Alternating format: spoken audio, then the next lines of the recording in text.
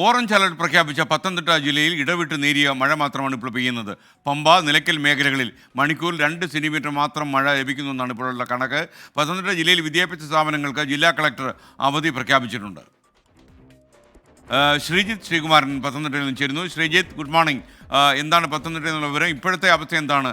പ്രത്യേകിച്ച് അയ്യപ്പ ഭക്തന്മാരൊക്കെ കാര്യമായി ശബരിമലയിലേക്ക് പോകുന്ന സീസണാണ്. ഇന്നലെ സന്നിധാനത്തെത്തിയ അയ്യപ്പ ഭക്തന്മാരുടെ എണ്ണത്തിൽ കുറവുണ്ടായിരുന്നു മഴ കാരണം. ഇന്ന് എന്താണ് അവസ്ഥ, വിവരങ്ങൾ?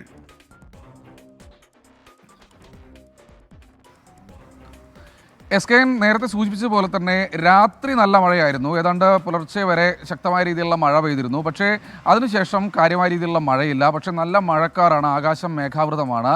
പമ്പ, നിലയ്ക്കൽ മേഖലയിൽ നമ്മൾ നേരത്തെ സൂചിപ്പിച്ച പോലെ തന്നെ മണിക്കൂറിൽ 2 സെൻറ്റിമീറ്റർ മഴ പെയ്യുന്നുണ്ട്. ഇന്നലെ പമ്പയിലെ ജലനിരപ്പ് ചെറിയ തോതിൽ ഉയർന്നിരുന്നു. അതുകൊണ്ട് ശക്തമായ കാറ്റും വീശി അടിച്ചിരുന്നു. അതുകൊണ്ട് പമ്പയിൽ പമ്പാ സ്നാനത്തിന് ഒരു വിലക്ക് ഏർപ്പെടുത്തിയിരുന്നു. ഇപ്പോൾ പക്ഷേ കാര്യമായ രീതിയിൽ അയ്യപ്പ ഭക്തന്മാരോട് വെള്ളത്തിൽ ഇറങ്ങിക്കൊള്ളാൻ പറയുന്നുണ്ട്. പക്ഷേ ജാഗ്രത പാലിക്കണം ണമെന്ന് അറിയിച്ചിട്ടുണ്ട്. ഇന്നലത്തേതിന് സമാനമായ രീതിയിലുള്ള തിരക്ക് കുറവ് തന്നെയാണ് ഇന്നും എന്ന് നമുക്ക് നിസ്സംശയം പറയാം. കാര്യമായ രീതിയിൽ വാഹനങ്ങൾ പത്തനംതിട്ട നഗരത്തിലൂടെ മറ്റും അല്ലെങ്കിൽ എരുമേലി ഭാഗത്തുകൂടെ ഒന്നുള്ള വാഹനങ്ങൾ കാര്യമായ രീതിയിൽ വരുന്നില്ല. കാരണം തമിഴ്നാട് പോലുള്ള പ്രദേശങ്ങളിൽ ശക്തമായ മഴ നിലനിൽക്കുകയാണ്. അവിടെ നിന്നുള്ള തീർത്ഥാടകരാണ് ഭൂരിഭാഗവും ഈ മണ്ഡലമാസക്കാലത്ത് ശബരിമല ദർശനത്തിനായി എത്താറുള്ളത്. അതുകൊണ്ട് തന്നെ കാര്യമായ തിരക്ക് നിലവിലില്ല. എന്തായാലും ജില്ലയിൽ ഓറഞ്ച് അലർട്ട് പ്രഖ്യാപിച്ച സാഹചര്യത്തിൽ കളക്ടർ ഇന്നലെ തന്നെ വിദ്യാഭ്യാസ സ്ഥാപനങ്ങൾക്ക് അവധി നൽകിയിരുന്നു. ഈ അവധി നിലനിൽക്കുന്നുണ്ട്. കുട്ടികളോട് പുറത്തിറങ്ങരുതെന്നും വെള്ളത്തിലിറങ്ങരുതെന്നും കർശനമായ നിർദ്ദേശം ജില്ലാ ഭരണകൂടം നൽകി കഴിഞ്ഞു. ഒഴിവുള്ള, അതായത് നിലവിൽ അവധി പ്രക്രിയയിലുള്ള മുഴുവൻ ജീവനക്കാരോടും തിരിച്ചെത്താൻ, റവന്യൂ വകുപ്പിലെ ജീവനക്കാരോടും തിരിച്ചെത്താൻ ദുരന്ത നിവാരണ അതോറിറ്റി അറിയിച്ചിട്ടുണ്ട്. കൺട്രോൾ റൂം ആവശ്യമെങ്കിൽ തുറക്കും.